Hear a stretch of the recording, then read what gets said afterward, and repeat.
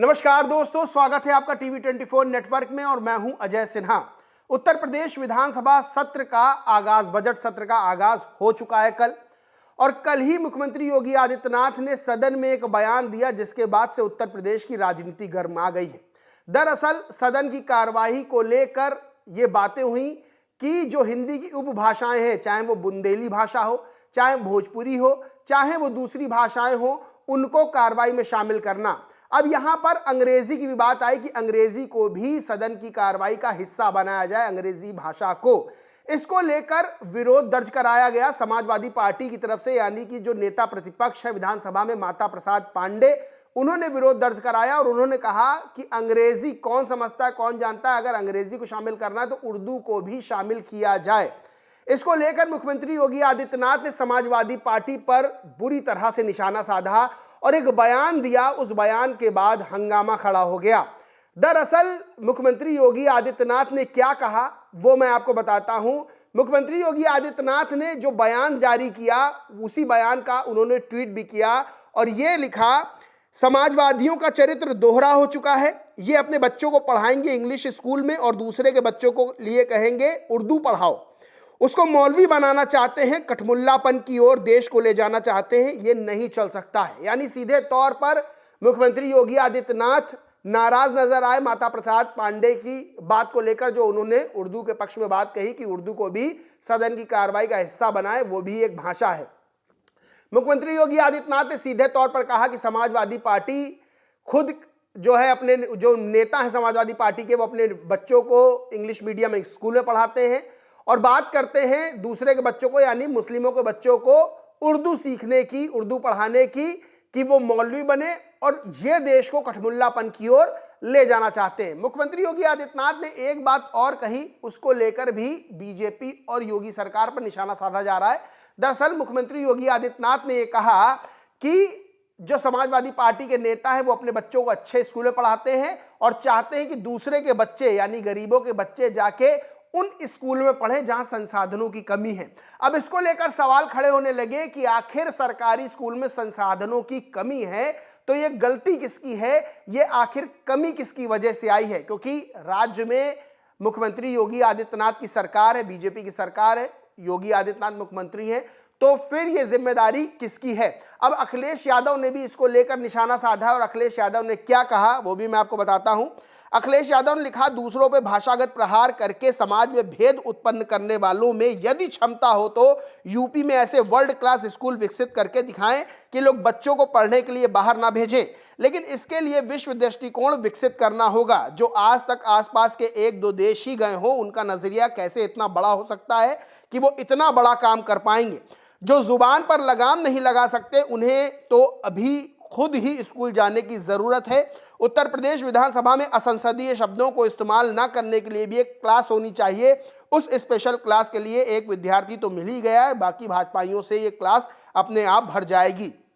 अखिलेश यादव ने निशाना साधा और कहा बिना नाम लिए कि मुख्यमंत्री योगी आदित्यनाथ को भी क्लास में जाना चाहिए, उनको सीखना चाहिए कि किस तरह से सदन में बोलना है। वही उन्होंने कहा कि जो विश्व दृष्टिकोण है, यानी कि जो शिक्षा को लेकर विश्व दृष्टिकोण है उसको विकसित करना होगा, लेकिन जो नेता हैं यानी कि मुख्यमंत्री योगी आदित्यनाथ को लेकर ये बात कही गई है कि खुद आसपास के एक दो देश घूमे, उनको कैसे बात समझ में आएगी। दरअसल उत्तर प्रदेश में शिक्षा को लेकर, सरकारी शिक्षा को लेकर, यानी कि जो सरकारी प्राथमिक विद्यालय उनको लेकर तमाम तरह के सवाल खड़े होते रहे। अब मुख्यमंत्री योगी आदित्यनाथ ने जब ये कहा कि जो नेता हैं समाजवादी पार्टी के वो अपने बच्चों को अंग्रेजी माध्यम में पढ़ाते हैं, अच्छे स्कूलों में पढ़ाते हैं, और जो कमजोर तबका है उनके बच्चों के लिए चाहते हैं, यानी अपने वोटर्स के बच्चों के लिए चाहते हैं कि वो जाएं और उन स्कूलों में पढ़ें जहां संसाधनों की कमी है। जाहिर सी बात है जो प्राथमिक स्कूल है वहां पर संसाधनों की कमी के कई वीडियोस, कई खबरें सामने आती रहती हैं। सिर्फ बीजेपी सरकार में नहीं, जब अखिलेश यादव मुख्यमंत्री थे प्राथमिक स्कूलों की स्थिति तब भी अच्छी नहीं थी।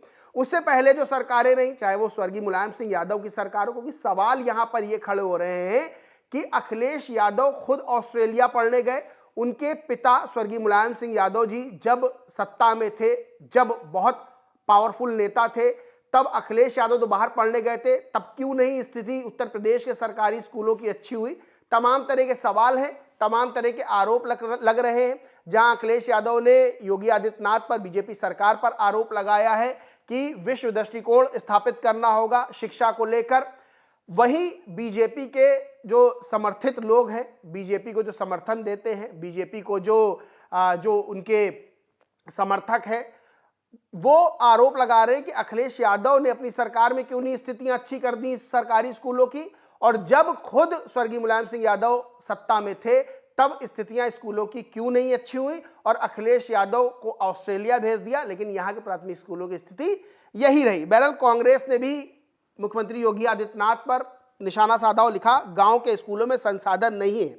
यह बात उत्तर प्रदेश के मुख्यमंत्री योगी आदित्यनाथ ने विधानसभा में कही है। वो विधानसभा में खड़े होकर खुद ये मान रहे हैं ग्रामीण क्षेत्रों में स्कूलों के हालात बहुत खराब हैं, वहां संसाधन नहीं है।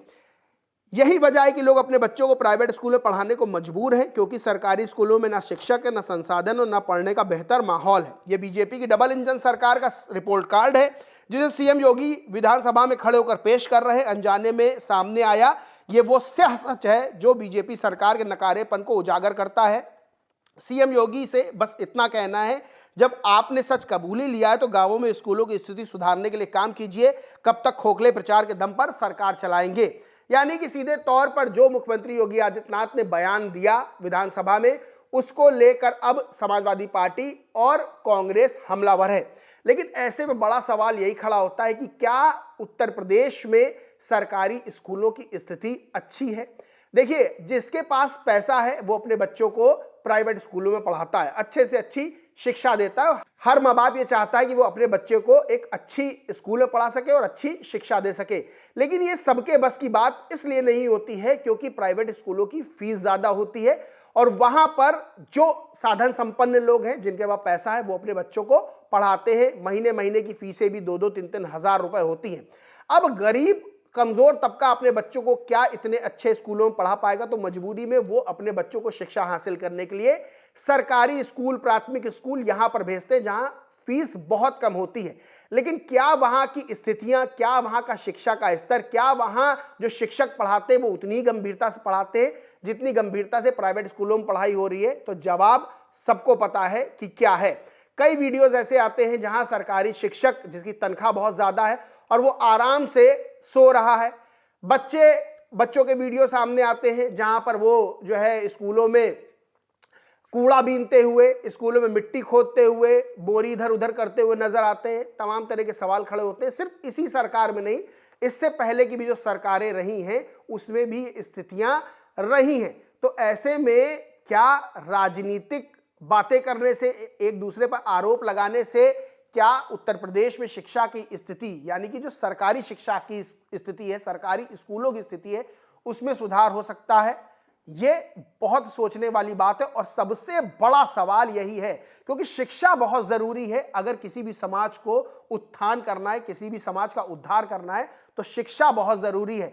लेकिन क्या वो खाई सरकारें पाट पा रही हैं जो प्राइवेट स्कूलों और सरकारी स्कूलों के बच्चों के बीच है? क्या वो शिक्षा का स्तर दे पा रही जो प्राइवेट स्कूलों में मिल रहा है और प्राथमिक स्कूलों में मिलना चाहिए बच्चों को? क्या सिर्फ वादों से, सिर्फ दावों से, सिर्फ बातों से वो स्थिति सामने आ सकती है, वो स्थितियां बन सकती है, वो तस्वीर गढ़ी जा सकती है कि जो सरकारी और प्राथमिक स्कूल के बच्चे हैं वो भी पढ़ाई में बराबरी कर पाए उन स्कूलों की जो महंगे महंगे स्कूल है, प्राइवेट स्कूल है? क्या वो संसाधन सरकारी स्कूलों में मुहैया कराए जा सकते हैं? जो संसाधन, जो इंफ्रास्ट्रक्चर, जो माहौल प्राइवेट स्कूलों में मिल रहा है, यह बहुत बड़ा सवाल खड़ा होता है। और शायद उत्तर प्रदेश की राजनीति में, शायद उत्तर प्रदेश के भविष्य के लिए, और शायद उत्तर प्रदेश की शिक्षा के लिए, शायद उत्तर प्रदेश के बच्चों के लिए यही बहुत बड़े सवाल हैं और यही बहुत बड़ा मुद्दा भी होना चाहिए। बहरहाल दोस्तों, इस पूरे मामले पर आप लोग क्या सोचते हैं, क्या समझते हैं, कमेंट करके जरूर बताएं। वीडियो अच्छा लगा हो तो लाइक करें, शेयर करें, और चैनल को सब्सक्राइब नहीं किया तो सब्सक्राइब करके बेल आइकन जरूर दबा लें। धन्यवाद।